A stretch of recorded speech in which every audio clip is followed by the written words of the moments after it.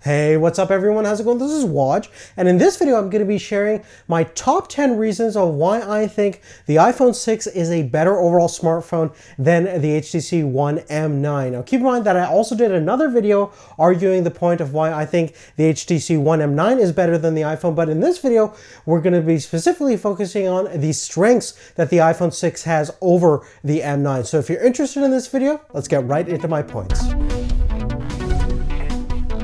Now the first thing that I want to mention is that I've been using the M9 for a couple of days now on a regular basis, and I've been using the iPhone 6 for a couple of months now, and one of the things that I noticed straight off the bat is the differences in terms of display. Sure, the M9 does have the higher resolution and the higher overall screen size, but in actual fact when you take a look at them, they're actually quite similar in terms of sharpness, but more importantly, the visual quality of the iPhone screen I think is a lot better in terms of contrast, saturation, and black levels. Additionally, one of the big things that I noticed is when you're using the M9 in an outdoor brightly lit condition, you'll definitely notice that you have a lot more glare, and it's certainly not as bright and as vibrant as the display you're going to encounter on the iPhone 6. And one of the reasons for this is that the iPhone 6 actually has an outer polarizing layer on top of the glass, which eliminates a lot of the glare that you're going to encounter from very bright light sources like the sun and even bright lights. And as you can see over here, the iPhone certainly looks a lot brighter, especially off axis,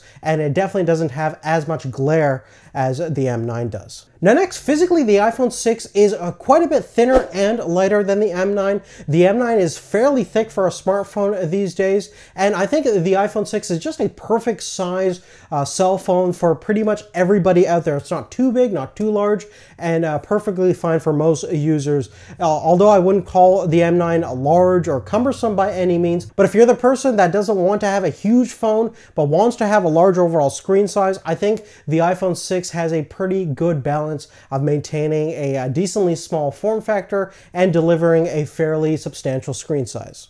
Now next, this is more a minor issue. The HTC One M9 stock keyboard, in my opinion, is not very good. It's a little bit too tall for my liking. The key configuration isn't the best. I really do like the iOS keyboard quite a bit. Now, it's not a huge problem on the HTC. You could easily just download the Google keyboard and their problem solved. But it's kind of a shame that HTC didn't really put much of effort in designing their keyboard in the first place, and they haven't improved much from previous generation keyboards, both in terms of ergonomics and easy use. Plus, the auto correction system is not the best on the keyboard as well.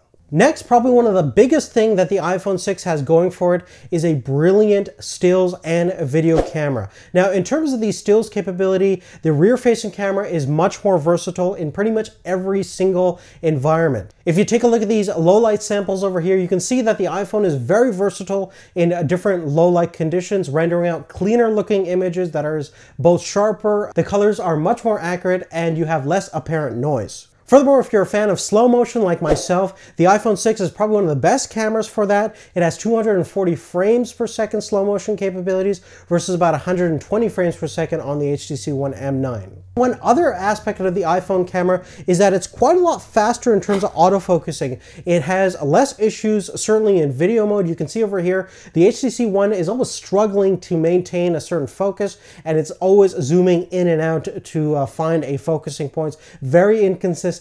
And in terms of speed, the iPhone has phase detection autofocusing, making it one of the fastest smartphone cameras to autofocus. Additionally, if you shoot a lot of handheld video footage, you're definitely going to notice smoother overall results with the iPhone because it has a much better stabilization system than what the M9 has.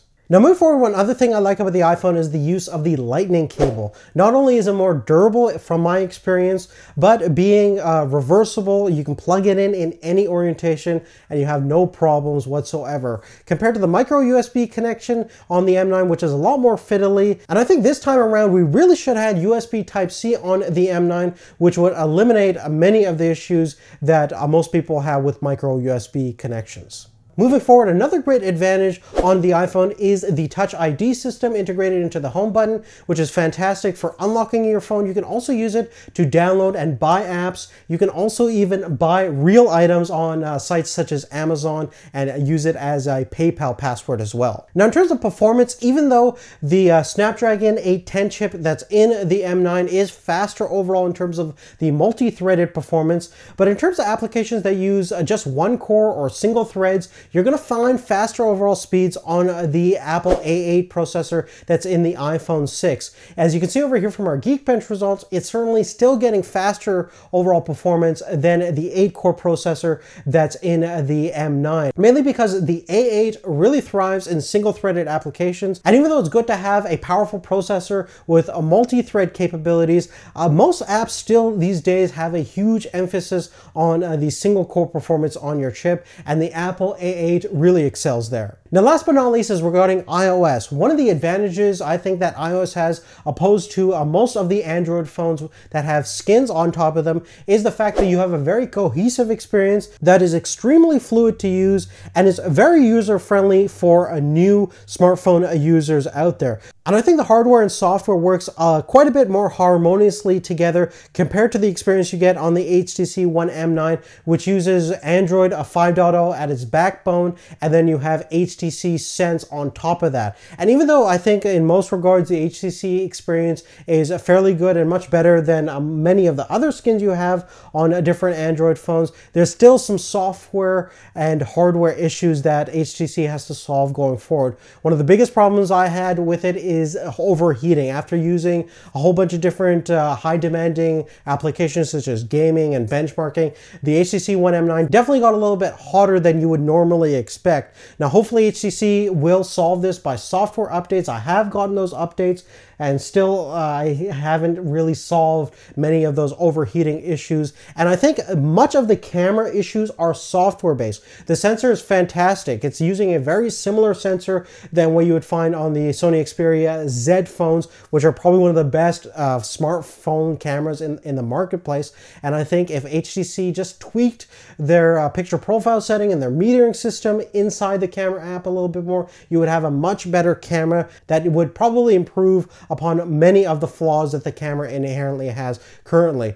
Additionally, in terms of software updates, since Apple is fully in control of their hardware and software, they're very fast in delivering all of the latest major iOS updates. You know, if you're getting the iPhone 6 right now, you'll have the ability to upgrade to the new iOS 9 whenever that comes out next year. And updates on the HTC One M9 are certainly going to be a lot more slower in terms of their pace, and it's probably going to be difficult to even upgrade to the latest generation Android platform when it comes out next year. Opposed to the iPhone, well, you get all of the latest upgrades right then and there without any issues. But on that, guys, that's really it. Make sure to watch my counter argument of this video where I discuss some of my top reasons why I think the M9 is better than the iPhone 6. So definitely check out that video if you haven't already. And I actually have a full-on comparison between these two phones, so make sure you check out that video as well. Just go to our channel and you'll find all those things. Thanks again for watching. We'll see you later. Take care.